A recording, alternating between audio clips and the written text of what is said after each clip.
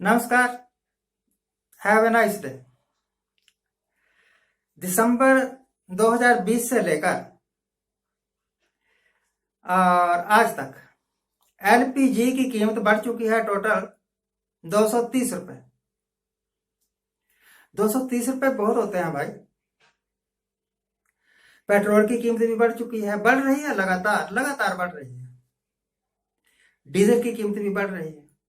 जिस वक्त 2014 से पहले नरेंद्र मोदी साहब सिर्फ लार टपका रहे थे प्राइम मिनिस्टर बनने के लिए, उस वक्त बीजेपी के सारे लीडर्स और नरेंद्र मोदी साहब खुद बहुत चीख चहाड़ा डाला करते थे कि पेट्रोल की कीमत बढ़ गई है, इससे देश पर बुरा प्रभाव पड़ेगा, मजदूर पर, किसान पर बुरा प्रभाव पड़ेगा।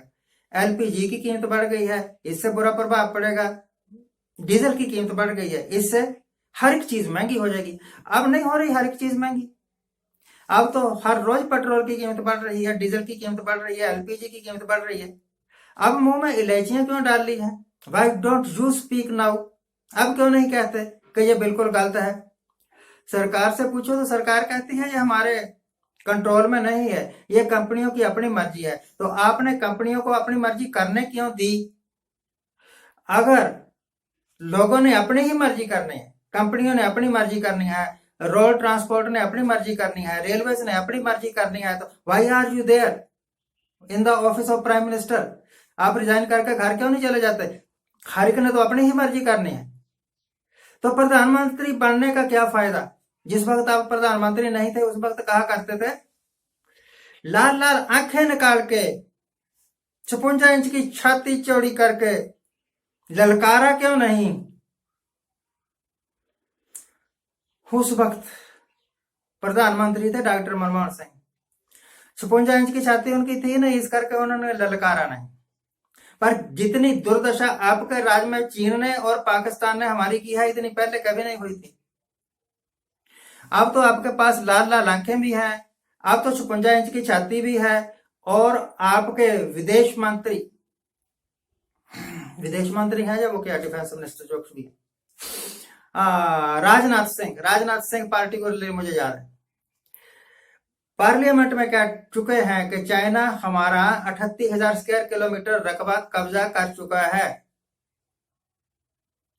तो अब आपने अपनी चौड़ी छाती का क्या फायदा उठाया? लाल लाल आंखों का क्या फायदा उठाया? चाइना ने आपकी जगह भी हड़प ली और आपको नीचा भी दिखा दिया, आपके बंदे भी मार दिए, और अब आप कहते हैं चाइना वापस जा रहा है। आप तो नहीं कहते, आपके मिनिस्टर कहते हैं। और आपने कहा था कि ना तो कोई आया है हिंदुस्तान में, ना हमारी किसी पोस्ट पर कब्जा किया है। जब किसी पोस्ट पर कब्जा ही नहीं किया तो छोड़ के पीछे कहां जा रहा है? तो ये सारी बातें, जिस वक्त आप पावर में नहीं उस वक्त तो ये आधार कार्ड के सबसे कट्टर विरोधी थे, आलोचक थे। और अब यही लोग आधार कार्ड को मैंडेटरी कर रहे हैं, जरूरी कर रहे हैं। आप बैंक में खाता नहीं खोल सकते आधार कार्ड के बिना, आप राशन कार्ड नहीं बनवा सकते आधार कार्ड के बिना, आप और कोई सी सरकारी योजना का लाभ नहीं उठा सकते जब तक कि आपके पास आधार कार्ड ना हो। आप बताइए, आप कहा करते थे लाखों करोड़ रुपया खर्च कर दिया आधार कार्ड पर कांग्रेस ने, अब आप क्यों उसको यूज कर रहे हैं? बंद करो। और बल्कि जिन बेवकूफों ने ये बेवकूफी भरी स्कीम चलाई थी उनसे ये पैसा रिकवर करो। ये गवर्नमेंट ऑफ इंडिया का पैसा है, हिंदुस्तान का पैसा है, ना डॉक्टर मनमोहन सिंह का है, ना नरेंद्र मोदी का है। इससे आगे और क्या कहें कि जिस वक्त बीजेपी वाले आउट ऑफ पावर थे तो हर एक उस चीज की आलोचना किया करते थे जो भी कांग्रेस के राज में होती थी या कांग्रेस ये करते थे। मैं मानता हूं कांग्रेस के बड़े करप्ट आदमी थे और हैं और रहेंगे, पर आप क्या हैं? जितना मर्जी करप्ट लीडर हो ऑपोजिशन पार्टी का, अब ये इलेक्शन है ना बंगाल में, बंगाल का जो टीएमसी है उसका लीडर जब तक टीएमसी में है तब तक वो महा करप्ट है, तब तक वो बेईमान है, तब तक वो गुंडा है। अगर वो आपकी पार्टी में शामिल हो जाए तब उसके सारे दोष धुल गए। असल में बात यह है कि आपकी खुद की पार्टी में ही 60% से ऊपर लोग ऐसे हैं जो कि दूसरी पार्टियों के भगोड़े हैं। आपने सिर्फ इलेक्शन जीतने के लिए उनको अपनी पार्टी में शामिल किया और उनका टिकट दी। तो यही मतलब हो गया ना, all that glitters is not gold. हाथी के दांत खाने के और दिखाने के और। यह सरकार यह कह के आई थी कि लोगों के अच्छे दिन आने वाले हैं। जिस वक्त नरेंद्र मोदी साहब पावर में नहीं थे उस वक्त कहा करते थे कि कांग्रेसियों की हिम्मत कैसे होती है किसान के पास जाके वोट मांगने की। और अब किसान सचमुच में मुश्किल में है। जिस वक्त यह कहा करते थे कि सरकार जो है किसान विरोधी है, उस वक्त किसान विरोधी सरकार का कोई फैसला नहीं आया था। अब इन्होंने 3 कानून बनाए हैं जो सरासर किसान विरोधी हैं। अब क्यों नहीं कुछ बोलते? अब किसान के प्रति आपकी हमदर्दी क्यों नहीं जाहिर हो रही, बल्कि उछाल मारनी चाहिए कि हैं मेरे रहते किसान का बुरा हो जाए, यह कैसे हो सकता है? एकदम से कानून वापस करो जो भी कृषि कानून बनाए हैं। तो भैया मैं तो ये समझता हूं आज इस वक्त ये सारा कुछ बोलने का मतलब सिर्फ ये था कि 2 महीने में, अभी 2 महीने पूरे नहीं हुए हैं, 2 महीने में एलपीजी की कीमत बढ़ गई है 230 रुपए। 230 रुपए। इसका जिम्मेवार कौन है? पैसा तो हमारी जेब से निकल रहा है ना। पेट्रोल की कीमत बढ़ गई है लगभग 30 रुपए। डीजल की कीमत बढ़ गई है, हमारी जेब से पैसा निकल के जा रहा है सरकार के खजाने में। सरकार कुछ कर नहीं रही, सरकार कुछ कर नहीं सकती क्योंकि कंपनियां खुद फैसले करती हैं। तो सरकार को पावर में रहने का हक क्या है? आपको इस्तीफा देके घरों में क्यों नहीं चला जाना चाहिए?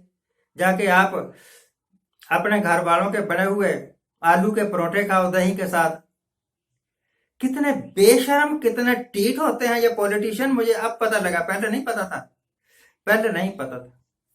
इंदिरा गांधी ने फैमिली प्लानिंग का प्रोग्राम लगाया और उसको मानना कि मैंने ये लगाया है, मानना। ये तो काम करते भी हैं फिर मानते भी नहीं। अब ये कहते हैं कृषि कानून, ये तो कांग्रेस लाने वाली थी, उनकी हिम्मत नहीं हुई। आपकी तो हिम्मत होगी ना, आप तो ले आए ना, और अब किसान उसका विरोध कर रहे हैं, अब क्या करोगे? किस किस को याद करें, किस किस को रोइए। आराम बड़ी चीज है, मुंह ढक के सोइए। आम आदमी सिर्फ यही कर सकता है कि सरकार जितना मर्जी जुर्म कर ले, आम आदमी चुप रहे। अगर बोलेगा तो वो देशद्रोही, अगर वो बोलेगा तो उसके ऊपर कोई ना कोई मुकदमा बन जाएगा। लीडर बोलते ही नहीं, क्योंकि सारे लीडर काने हैं, सारे लीडर करप्ट हैं। जो भी बोलेगा उसके पीछे सीआईडी लग जाएगी, सीबीआई लग जाएगी, इन्फोर्समेंट डायरेक्टोरेट लग जाएगी, इनकम टैक्स वाले लग जाएंगे। ये पॉलिटिशियन आते क्यों है पॉलिटिक्स में? सिर्फ इसी करके आते हैं ताकि ये पैसा इकट्ठा कर सके, कमा सके।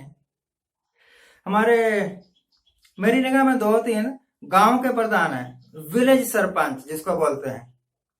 जब वो प्रधान प्रधून नहीं थे कुछ, तो उनको एक अपना कच्चा सवाना मुश्किल हो रहा था।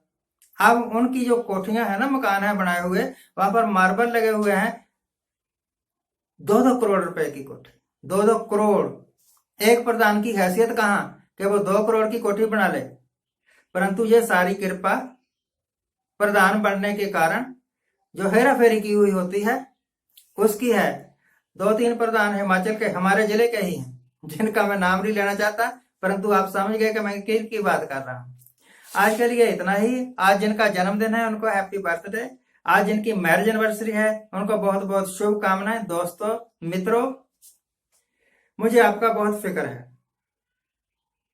जिस वक्त आपकी जेब से पैसा निकल के खामखा दूसरे की जेब में चला जाता है तो मुझे बड़ा दुख होता है। यह नरेंद्र मोदी साहब के शब्द हैं, मैं वैसे ही बोल गया। परंतु एक बात याद रखिए, आप जिसको मर्जी वोट दे दें, निकलेगा वो हर एक आदमी, सारा का सारा कुनबा करप्ट ही। तो मुझे ऐसा लगता है कि democracy is the mother of corruption. हाँ, ऐसे ला होना चाहिए। हमारे ऐसे अच्छा तो पाकिस्तान है। पाकिस्तान के प्राइम मिनिस्टर ने कोई हेरा फेरी की, कोई करप्शन की तो उनको जेल में डाल दिया, कईयों को फांसी पर भी चढ़ाया हुआ है उन्होंने। रिकॉर्ड बता रहा है, रिकॉर्ड बता रहा है।